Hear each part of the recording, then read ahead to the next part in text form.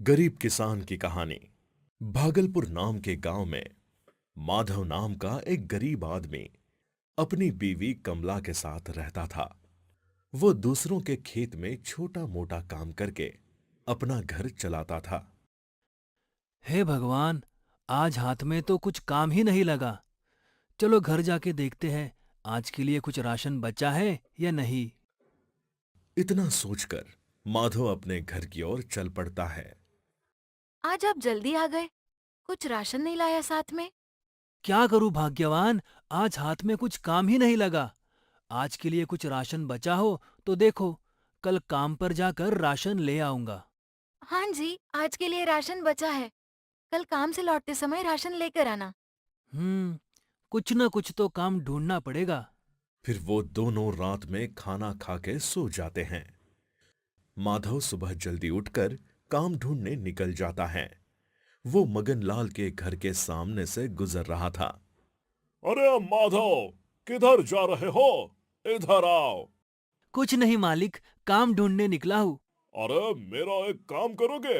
हाँ हाँ मालिक, बताइए मुझे क्या करना है। अच्छा सुनो, मेरी ये पोटली पास के गांव में सुधीर सेठ के यहाँ पहुंचानी है। लेकिन ध्यान रहे, ये सामान बहुत कीमती है। माधव वो पोटली लेके चल पड़ता है। पोटली में 5,000 स्वर्ण मुद्राएं थी। माधव को ये बात पता नहीं थी। माधव चलते चलते रास्ते में थक जाता है। अरे बाप रे! मैं तो बहुत थक गया हूँ। कुछ देर इस पेड़ के नीचे आराम करता हूँ, फिर आगे चलता हूँ। आराम करते करते उसको नींद लग जाती है। थोड़ी देर बाद जब उसकी आंख खुलती है और पोटली की तरफ देखता है तो उसकी पोटली गायब थी। हे भगवान! मेरी पोटली कहाँ गायब हो गई? कहीं चोरों ने तो नहीं लूट ली? अब मैं सेठ को क्या जवाब दूँ?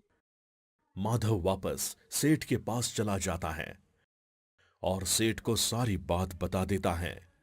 क्या क्या बात कर रहे हो? तुम्हें पता भी है? उस पोटली में 5,000 स्वर्ण मुद्राएं थी। अब तो मुझे पोटली लाके दे या फिर पूरी जिंदगी मेरे यहाँ मुफ्त में मजदूर बनकर खेत में काम कर।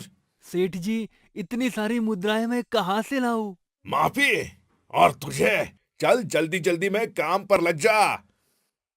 फिर माधव हर रोज काम करता था और सेठ उसे केवल एक वक्त की रोटी देता था। माधव काम से घर चला जाता है और अपने पत्नी कमला को सारी बात बता देता है। कमला दुखी होकर रोने लगती है। हे भगवान! इतना दुख हमारे नसीब में ही क्यों लिखा है? अगले दिन माधव खेत में काम करने चला जाता है। काम करते वक्त उसे एक सोने का सिक्का मिल जाता है। अरे! अरे ये तो सोने का सिक्का है। हे भगवान, तेरा लाख लाख शुक्र है। फिर माधव अपने काम पर लग जाता है। अचानक उसकी नजर एक धातु पर पड़ती है। अरे! ये तो एक घड़ा है, लेकिन ये बिल्कुल ही खाली है। फिर माधव वो घड़ा लेके अपने घर चला जाता है। अरे कमला, देखो मुझे क्या मिला। ए जी, ये घड़ा आपको कहाँ मिला?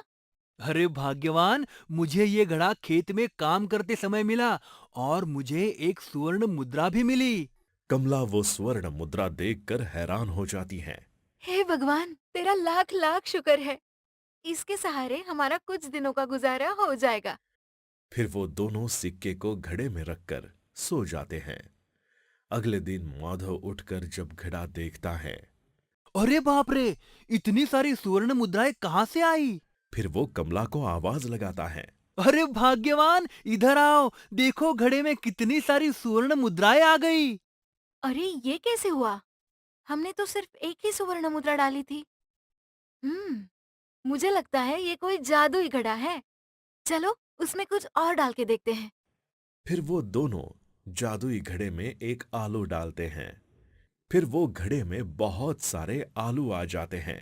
अरे, ये तो सच में जादुई घड़ा है। फिर माधव 5,000 स्वर्ण मुद्राएं लेकर मगनलाल के घर चला जाता है। सेठ जी, लीजिए आपकी 5,000 सुवर्ण मुद्राएं। अरे ला ला माधव, मेरी स्वर्ण मुद्राएं मुझे दे दो। जाओ आज के बाद तुझे काम करने की कोई जरूरत नहीं। माधव वहां से घर चला जाता है। अब वो दोनों खुशी खुशी अपनी जिंदगी जीने लगते हैं।